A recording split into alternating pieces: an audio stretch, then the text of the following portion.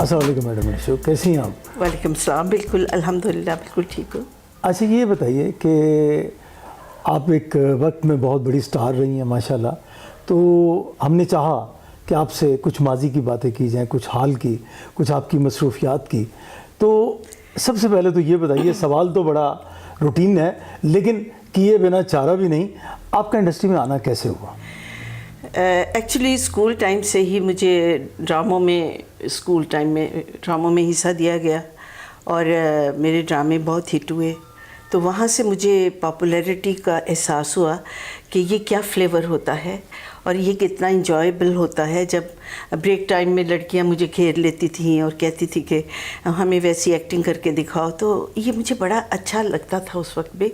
तो मेरे दिल में फिर मुझे कहते थे तुम्हारी शबनम से रिजेम्बलेंस है, नीलो से रिजेम्बलेंस है, तुम रानी लगती हो। इस चीज़ से मुझे और ज़्यादा बहुत बढ़ावा मिलता था और बड़ी अच्छी फीलिंग आती थी कि हाँ मैं बिल्कुल वैसी हूँ। और फिर मैं वैसी एक्टिंग करती थी घर में जब आईने के सामने खड़े होकर। तो ये जो आर्टिस्ट थी मेरी सीनियर्स थी, इनसे मैं अपने आप को उन्हीं के रूप में देखती थी।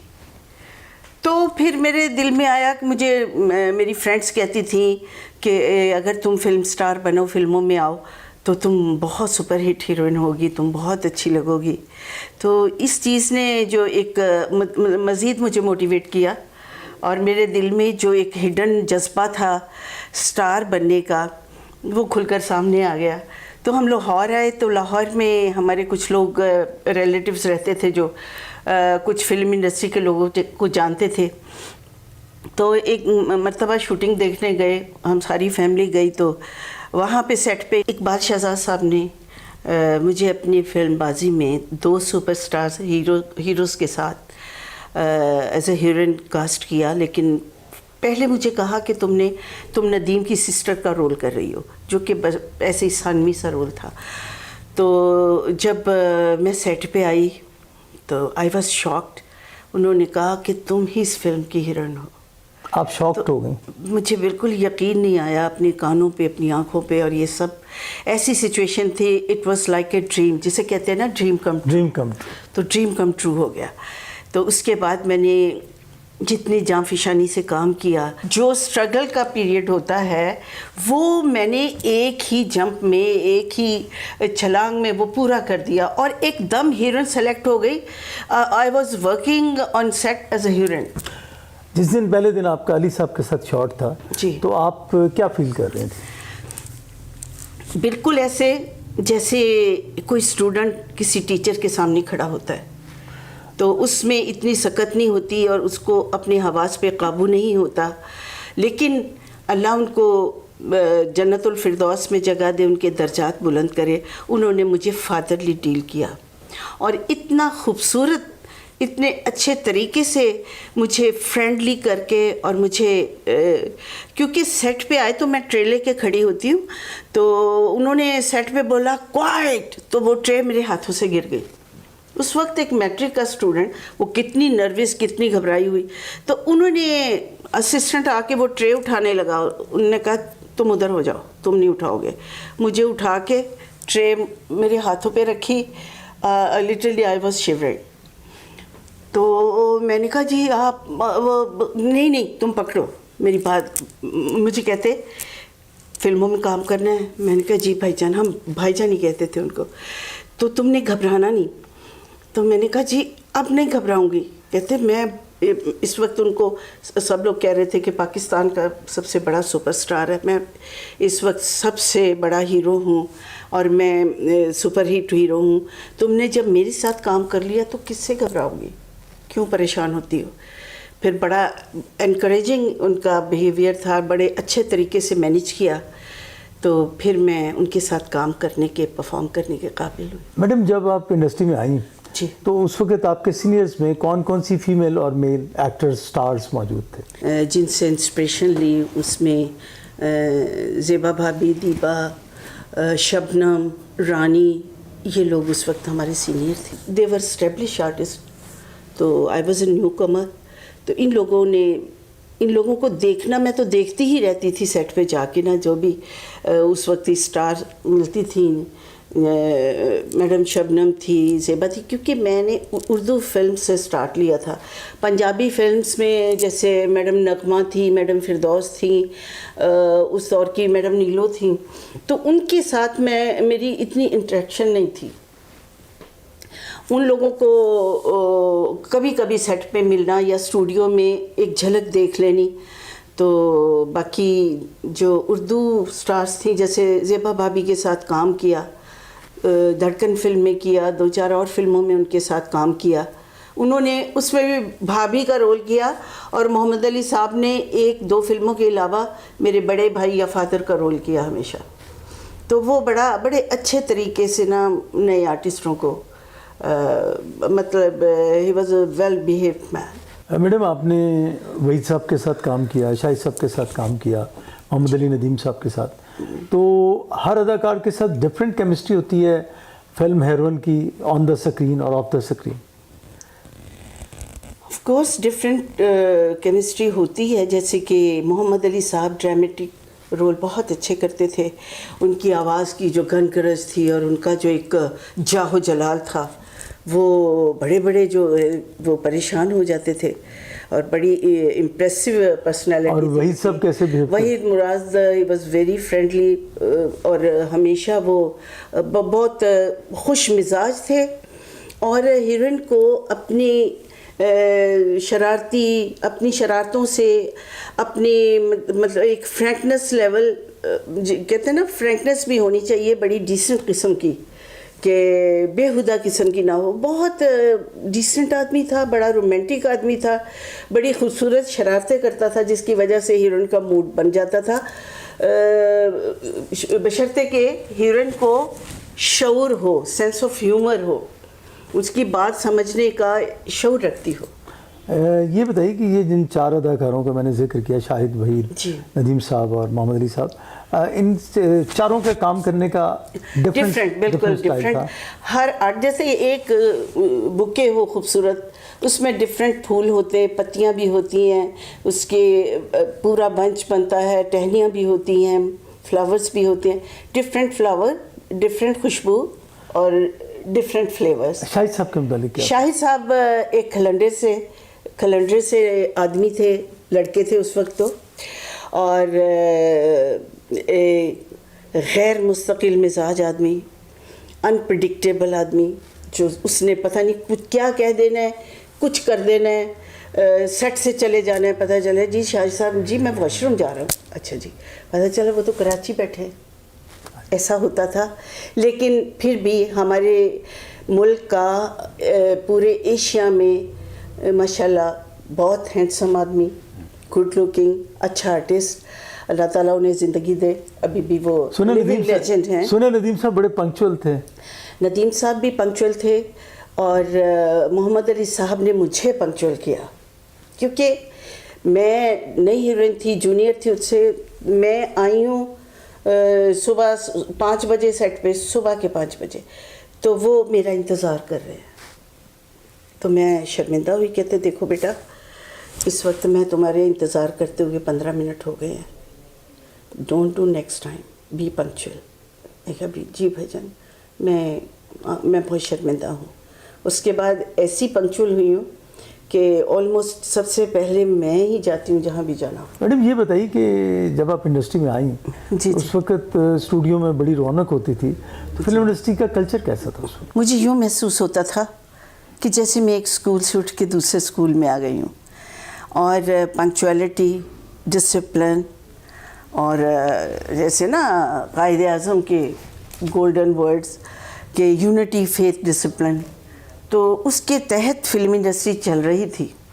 तभी इतनी तरक्की की, लोगों में काम का रुझान था, एक टेंडेंसी थी कि हर बंदा अपने काम पे फोकस करता था, इतनी इन्वॉल्वमेंट थी, मतलब एक कंपटीशन होता था, और एक शायद जेलसी भी होती हो हिडन, लेकिन उसको काम से हर चीज़ को ओवरकम करते थे।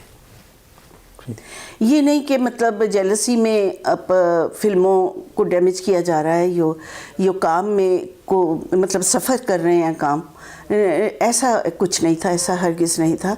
हर शख्स अपना बेस्ट करने की कोशिश करता था।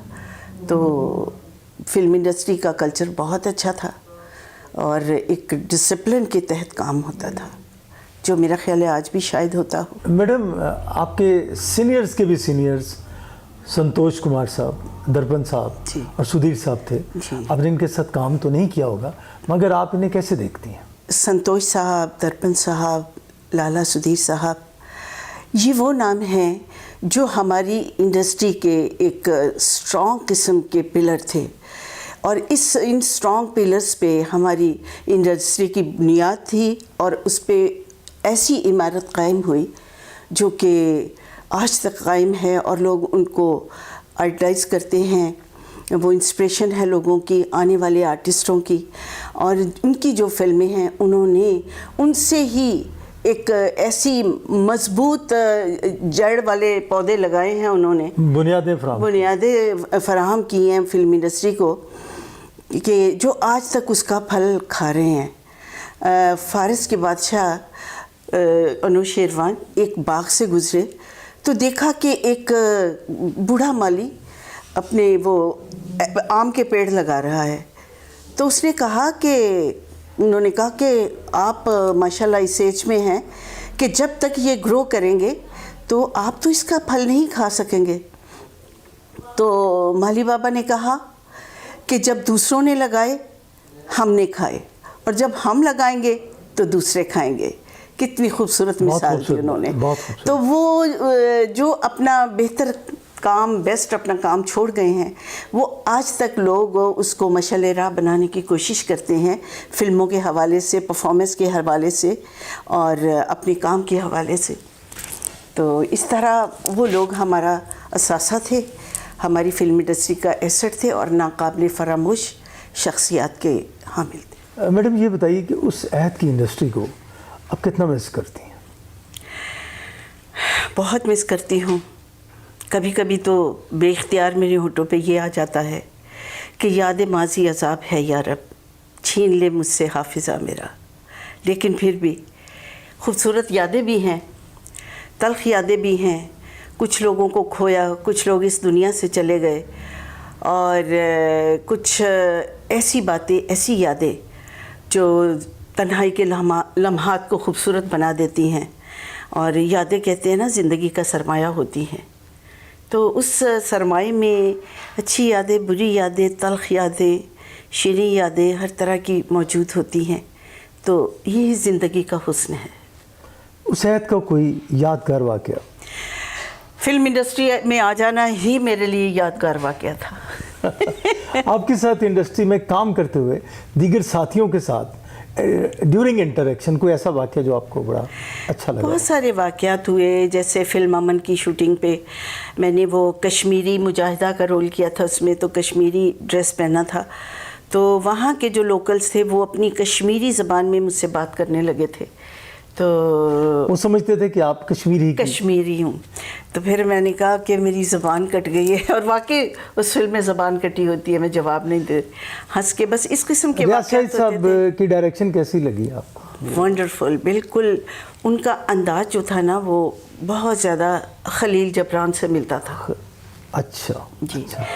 تو بہت اچھا لکھتے تھے، بہت جارحانہ قسم کا قلم تھا ان کا لکھنے میں. وہ کسی قسم کی کوئی کمپرومائز نہیں کرتے تھے.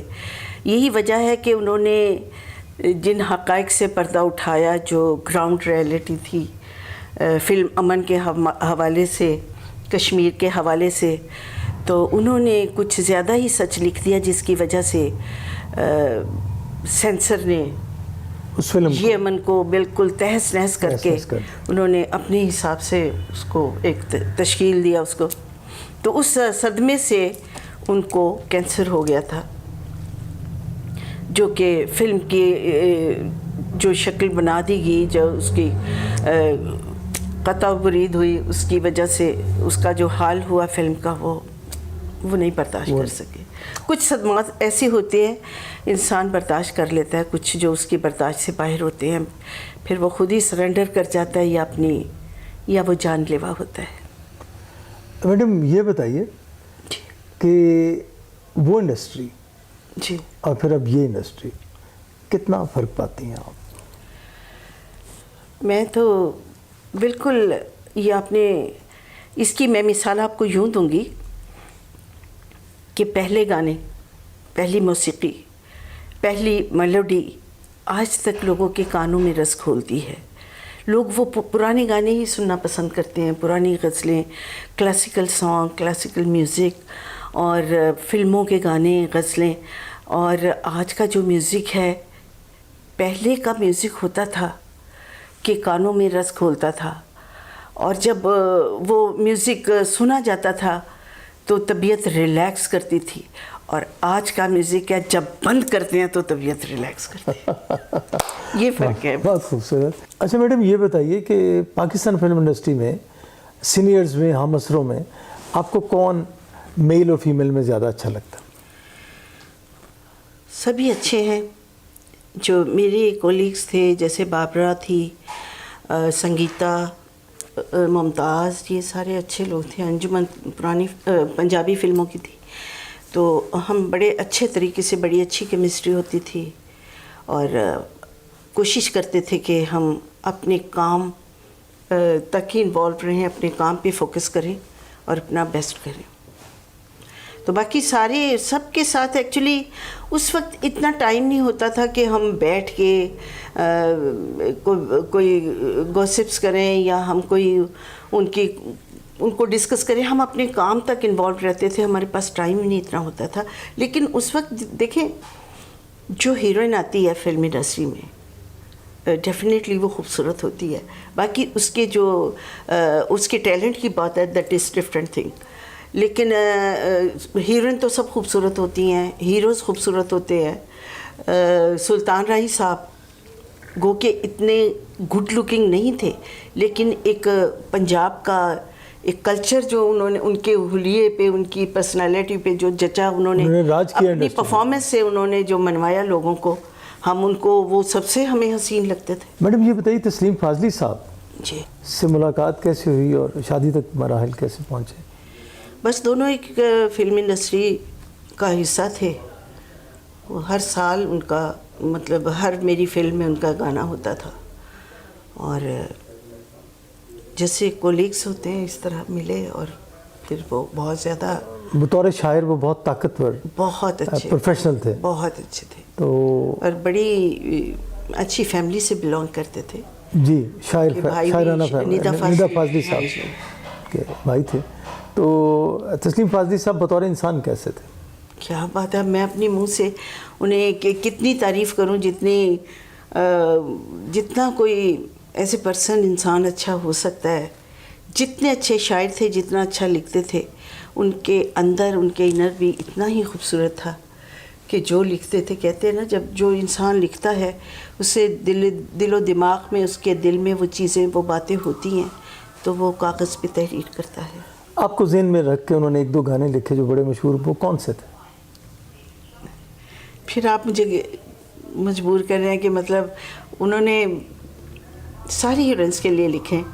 ایک گانا تھا جو بڑا کنٹروورشل سا ہو گیا تھا، کیونکہ وہ لکھا تھا میرے لیے، لیکن وہ ڈائریکٹر نے کہا کہ یہ سلو گانا ہے، تو یہ دوسری ہیروئن پہ کریں گے، وہ ذرا میچور ہے، یہ ینگ لڑکی ہے، کوئی شوق سا گانا رکھو، کوئی شوق گانا ہونا چاہیے جس میں یہ بالکل شرارتیں کر رہی ہے.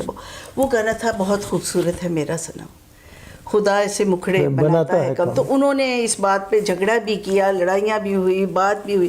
تو مجھے پتہ ہی نہیں تھا، میں اپنے کام کر رہی تھی، ہمیں تو لا کے دے دیتے یہ گانا ہے، یہ آپ پہ پکچرائز ہونا ہے. تو اس گانے کے لیے انہوں نے بہت فائٹ کی تھی. بڑا یادگار، بڑا خوبصورت گانا ہے. جی. اچھا میڈم، انتہائی خوبصورت لکھا ہوا گانا. میڈم آپ نے جن فلموں میں کام کیا ان میں آپ کی پسندیدہ فلم کون سی ہے اور کیوں ہے؟ میری پسندیدہ فلم بہشت ہے، کیونکہ یہ ایک جو ٹریڈیشن ہے ہمارے معاشرے میں، ساس بہو کا جھگڑا، یہ اس پہ مطلب فیملی اورینٹڈ فلم تھی یہ، اور اس پہ ساس بہو کے جھگڑے کو بڑی خوبصورتی سے دکھایا گیا، اور اس کا انجام موت پہ ہوا، اور بڑی سبق آموز فلم تھی. آج کل بہت سارے ڈرامے بن رہے ہیں، پتہ نہیں ایک غلطی ڈرامہ ہے وہ بھی ساس بہو کا جھگڑا ہے، بہت سارے فلم میں کہتی ہوں یہ تو بہشت ہے، اس دور کی عورتوں کی فیوریٹ فلم تھی وہ، تو آج بھی وہ ڈرامے بالکل ایز اٹ از بن رہے ہیں، بالکل اسی طرح کی سچویشنز ہیں، اسی طرح کی. میں ایک ڈرامہ دیکھا ہے میں نے، وہ بالکل ایسا ہی ڈرامہ لوگ اس کو ابھی تک کاپی کر رہے ہیں، کیونکہ یہ ایک ایسا ایک یونیورسل پرابلم ہے کہ ساس بہو کی کبھی نہیں بنتی، چاہے وہ سگی خالہ ساس ہو، سگی بھانجی اس کی بہو ہو، بھتیجی ہو، کچھ ہو، پتہ نہیں ان دونوں رشتوں میں نا کبھی اسموتھلی یہ نہیں. ایور گرین موضوع ہے، ایور گرین ہے اور ایور لاسٹنگ بھی ہے. ہاں لانگ لاسٹنگ ہے، ابھی تک چل رہا ہے وہی، جب تک ساس بہو قائم ہوگی تب تک موضوع قائم رہے گا. قائم رہے گا. یہ بتائیے کہ پوئٹری اور میوزک، ویسے ایک میرا بڑا جی چاہ رہا ہے مجھے اگر میں پولیٹکس میں ہوتی تو میں ساس بہو کو آپس میں الیکشن لڑواتی، اور پھر یہ اس قسم کے ٹی وی پروگرامز ایسے ہوتے کہ آج کے سیاستدان بھی کہتے کہ نہیں یہ پروگرام دیکھو اور ان سے سوال جواب سیکھیں کہ لڑائی کیسے کی جاتی ہے اور کس طرح بولا جاتا ہے، مخالفت کیسے کی جاتی ہے، دوسرے کے فالٹ کیسے پوائنٹ آؤٹ کیے جاتے ہیں. یہ ساس بہو سے بہتر کوئی نہیں. بڑا کریٹیو آئیڈیا ہے. جی بڑا کریٹیو آئیڈیا. اچھا میڈم نشو یہ بتائیے کہ میوزک اور پوئٹری ان سے آپ کو کس قدر لگاؤ ہے، اور کون کون سے پسندیدہ پوئٹس اور میوزک میں سنگرز کون کون سے پسندیدہ؟ پوئٹری اور میوزک کا بالکل جسے کہیں نا چولی دامن کا ساتھ ہے. خوبصورت پوئٹری ہو، خوبصورت کمپوزیشن ہو، خوبصورت گانا ہو، آواز خوبصورت ہو، تو پھر وہ ساری زندگی ایک انسان کے اپنے جذبات کی عکاسی کرتی رہتی ہیں. یہ دونوں چیزیں، میوزک بھی پوئٹری بھی. اور میوزک سے اور پوئٹری سے بہترین جذبات کا کہ اظہار کا ذریعہ کچھ نہیں ہے. بالکل ٹھیک ہے. کسی کو محبوبہ کو امپریس کرنا ہو، اچھا گانا گا دیں، وہ فوراً مان جائے گی. تو کون سے پوئٹ پسند ہے آپ کو؟ پوئٹ مجھے اساتذہ میں تو اوبویسلی مرزا غالب ہیں، میر تقی میر ہیں، حالی صاحب ہیں، اور دور جدید میں پروین شاکر ہیں. احمد فراز بہت خوبصورت لکھتے، بہت خوبصورت لکھتے ہیں. کہ سنا ہے لوگ اسے آنکھ بھر کے دیکھتے ہیں، سو اس کے شہر میں کچھ دن ٹھہر کے دیکھتے ہیں. سنا ہے بولے تو باتوں سے پھول جھڑتے ہیں، یہ بات ہے تو چلو بات کر کے دیکھتے ہیں. بہت خوبصورت. یہ بتائیے کہ آپ کے فیوریٹ سنگرز کون کون سے ہیں؟ فیوریٹ سنگر نصرت فتح علی خان صاحب اور مہدی حسن صاحب، احمد رشدی صاحب، اللہ انہیں سب کو ان کے درجات بلند کرے، اس دنیا میں نہیں ہیں. میڈم نور جہاں اوبویسلی، آبدہ پروین، اور نئی سنگرز میں حمیرہ جناح، اور جو لڑکیاں گا رہی ہیں بس آج کے جو دور جدید ہے اس حساب سے جس طرح کی موسیقی ہے ویسے ہی سنگرز ہیں، ویسے سنگر، ویسے سننے والے. ویسے ہی سننے والے. یہ بتائیے کہ آپ ایک سینئر آرٹسٹ ہیں، جی. تو آج جو ہیروئنس ڈراموں میں اور فلم میں کام کر رہی ہیں ان میں کوئی ایسی ہیروئن یا آرٹسٹ جس نے آپ کو انسپائر کیا ہو کہ یہ اچھا کام کر رہی ہے؟ جب تک یہ ریما، مدیہ شاہ اور یہ سائمہ وغیرہ یہ لوگ کام کر رہے تھے، صاحبہ، ریمبو، شان، بابر علی، اور یہ تمام معمر رانا وغیرہ، یہ تمام لوگ، ارباز خان بہت اچھا پشتو فلموں کا. تو یہ تب تک تو سمجھ میں آتی تھی کہ فلم کے حوالے سے پرفارمنس اور ایکٹنگ اور سارا فلمیں بنتی تھیں. اب جو انڈسٹری کراچی چلی گئی ہے، موسٹلی وہاں کے لوگ ہیں، وہ اپنے حساب سے کام کر رہے ہیں. تو لیکن وہ انڈسٹری کو، وہ جو چکا چوند تھی اور جو وہ انڈسٹری کا ایک گراف تھا کامیابی کا، وہ فی الحال اس کو نہیں ٹچ کر سکے. نہیں کر نئے لڑکے اور لڑکیوں میں اگر آپ نے کوئی رجسٹر کیا ہو تو کوئی ایسا نام بتائیں جس میں آپ کو پوٹینشیل نظر آتی ہو؟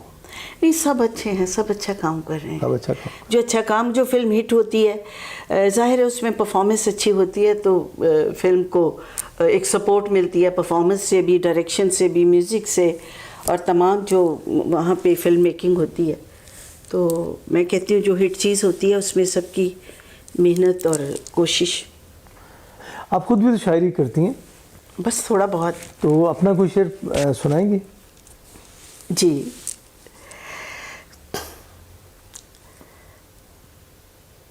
رابطے ختم ہوئے، سلسلے تمام رہے، وفائیں کر کے بھی ہم عشق میں ناکام رہے. کوئی اس کو پکارے نہ بے وفا کہہ کر، کوئی بھی اس کو پکارے نہ بے وفا کہہ کر، اس عداوت میں بھی رشتوں کا احترام رہے. بہت خوب، بہت خوب. اور ایک اور غزل. جی جی. جدائی کے موسم ستانے لگے ہیں، وہ پھر ٹوٹ کر یاد آنے لگے ہیں. تخیل کی پرواز کو کیسے روکوں، وہ گویا میرے گھر پھر آنے لگے ہیں. میرے سامنے بیٹھ کر چپکے چپکے وہ ماضی کے قصے سنانے لگے ہیں. میں بکھری ہوئی تھی، میں پھر جی اٹھی ہوں، وہ پھر مجھ کو سپنے دکھانے لگے ہیں. مقطع ہے، نشو روک لو دیکھو جانے لگے ہیں، منانے میں جن کو زمانے لگے ہیں. بہت خوبصورت، بہت خوبصورت میڈم، بہت خوبصورت. آپ اتنی اچھی شاعرہ ہیں، اندازہ نہیں تھا. تھینک یو سو مچ. ہم نے سنا ہے کہ آپ گاتی بہت اچھا ہیں، تو پروگرام کے اختتام پر نہیں میں آواز میں نہیں، بالکل نہیں گاتی. ایک نغمہ تھوڑا سا سنا تھا. گنگنا دیں، تھوڑا سا گنگنا دیں. یہ گانا بہت مشکل ہے. میوزک ہو تو اس کی چھاؤں میں انسان تھوڑا سا اپنے آپ کو ڈیفینڈ کر لیتا ہے، سیف ہو جاتا ہے، لیکن اس طرح تو آپ سمجھیں کہ آج آپ میوزک کے فرنٹ لائن پہ بغیر ہتھیاروں کے، بغیر چھاؤں کے آپ کھڑی ہیں. میدان جنگ میں بغیر ہتھیاروں You are standing on front line of music. without weapon. You are standing on the front line of music. Please. جو نہ مل سکے وہی بے وفا، یہ بڑی عجیب سی بات ہے. جو چلا گیا مجھے چھوڑ کے، وہی آج تک میرے ساتھ ہے. جو نہ مل سکے وہی بے وفا. میڈم، آرٹسٹ تو آپ اچھی ہیں، مگر اس کے ساتھ ساتھ آپ مخلوق خدا کے لیے رفاع عامہ کے کاموں میں بہت بڑھ چڑھ کر حصہ لیتی ہیں. میں سوشل میڈیا پر دیکھتا رہتا ہوں جی، اور آپ کو فالو کرتا ہوں کہ آپ انسانوں کی فلاح و بہبود کے لیے بہت کچھ کر رہی ہیں. سر اس پہ روشنی ڈالیے گا. کوشش کرتی ہوں، کیونکہ زندگی آمد برائے بندگی، زندگی بے بندگی شرمندگی. اور راہ سجود گر تیری پیشانی پہ ہو تو کیا، کوئی ایسا سجدہ کر کے زمین پر نشا رہے. تو اگر ہم جیسے کہ کوئی ایسے گیدرنگ ہوتی ہے ڈسیبل بچوں کی، کوئی ایسا ادارہ ہوتا ہے جیسے رحمان فاؤنڈیشن ہے، فری کڈنی سینٹر ہے، ڈائلسس سینٹر ہے، وہاں پہ بھی میں ایز اے ڈائریکٹر کام کر رہی ہوں، رضاکارانہ طور پر کام کر رہی ہوں. تو اس طرح مختلف جگہوں پہ آتے جاتے رہتے ہیں. تو وہاں پہ کسی نے بلایا کہ جی لوگ ہیں، بلائنڈ بچے ہیں، وہاں جانا ہے، تو وہ اس طرح کے فلاحی کام کرتے رہتے ہیں. اللہ پاک آپ کو ایسی خدا نے اگر دیکھیں، میں اللہ تعالیٰ نے مجھے شہرت دی، اچھی شہرت دی، میرے پروردگار کا شکر ہے. اگر اس شہرت کو، اس عزت کو میں فلاحی کاموں میں، رفاہی کاموں میں بھی اس میں پارٹیسپیٹ کروں، تو میں سمجھتی ہوں کہ یہ جو عزت، جو دنیاوی عزت ہے، اللہ تعالیٰ اس کو ایک اچھے کیٹیگری میں لے آتا ہے. بہت میڈم شکریہ آپ کا.